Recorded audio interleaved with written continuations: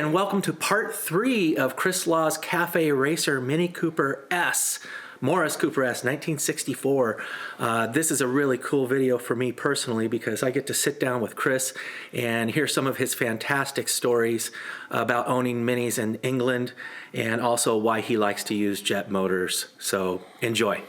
Well, that was a fun day filming and playing with your new car, wasn't it? Yeah, it's cool. Yeah. Now we're parked back at the shop and I just want to ask you a few questions. Yeah. Is that all right? Yeah. How long have you been into minis? I got my first one in, I believe it was 1990, 1275 GT. Pretty sure 1990. Pageant Blue, I believe it was. Yeah. Gold stripes. Mark 2 1275 GT. Oh. Yeah. I had a couple of cars before that, but once I'd got the Mini, I had a Mini Metro, what was called a Mini Metro, an MG Metro. So I had an A-series engine. I liked the way that the car felt. And as soon as that got stolen, and then I got it back with no engine and no interior. When I got that back, I was like, okay, what am I going to get next? And that was when I saw this GT, and I was like, my friend Scott had one, and I wanted one, so I'm like, I'm going to get one. So we both had Pageant Blue GTs. Oh, right on. Yeah. And you were in high school? No, not at that point. I'd left school. Oh, you had graduated and playing with minis in the UK. Yeah. What part of the UK? From Bedford. Oh, yeah. How many minis have you had total? I was trying to count on the way here. I think it's 11. This is the 11th one. This is number 11? This is number 11, I'm pretty sure, yeah. 2 in the States, the rest of them back at home? Yeah, this is my second one here, and then the others have been, obviously, there. You ever get in trouble in a mini? Various times. Friends, as kids growing up, we had them, and, you would kind of go a bit carried away around country lanes. I've been through someone's front fence in one, Richard Graham or Lee Anson. That was you driving. And also another story. I had a car. My good friend Carl, who's a mini builder in the UK, he had a garage and used to do all the work for me. I bought a car, and it was like, okay, this is my new car, right? So it had solid suspension, like really tricked out suspension, but the bodywork needed painting. It was pink, and I didn't really want to go with pink. Yeah. So we got it on the road. First day, remember, right? So wifey says, let me have a go. So, I'm going to tell this story and she's going to be not too pleased.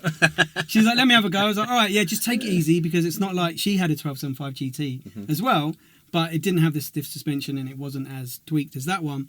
So we're going down a country road and she hit a little hole in the floor, lost control, span round, hit the curb, flipped us upside down. We went down the hill on the roof, and we had to climb out through the windscreen upside down. Oh, no. On day one. Oh, no. So that was kind of a little bit wrecked. So we had to go back to square one, new shell, redo it on day one. So, yeah. Nobody got hurt? No, I think I had a little cut on my hand.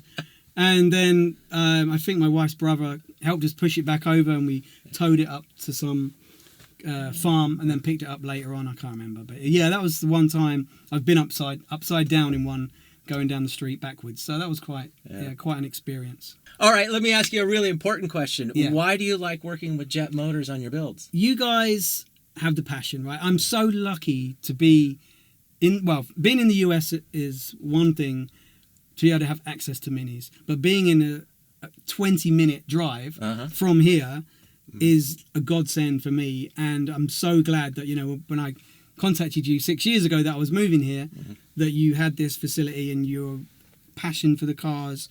Your guys are amazing with what they do. You have amazing attention to detail and making it right. And I think you go the extra mile to make it right.